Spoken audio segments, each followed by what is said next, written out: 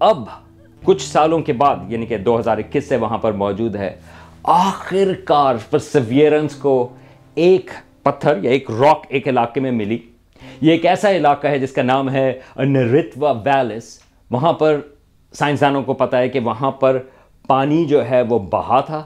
आज तो वो बिल्कुल ड्राई है, लेकिन एक वक्त वहां पर पानी मौजूद था। तो वहां पे सेडिमेंट्री यानी कि वो जो सेडिमेंट्स होते हैं वो दरियाओं के तहत वो आते हैं, यानी कि जो रॉक्स हैं या जो सैंड है वो उस तरह से डिपॉजिट होती है। तो हमें पता है कि ये इलाका जो है वो पानी के अंदर मौजूद था।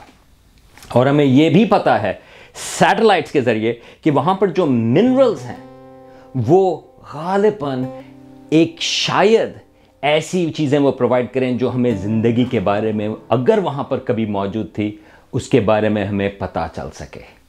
तो पिछले साल, ये एक साल पहले की बात है, इसके सिलसिले में एक रेलेवेंट मेरा एक वीडियो भी है जिसमें अर्ली रिजल्ट्स थे मार्स के सिलसिले के।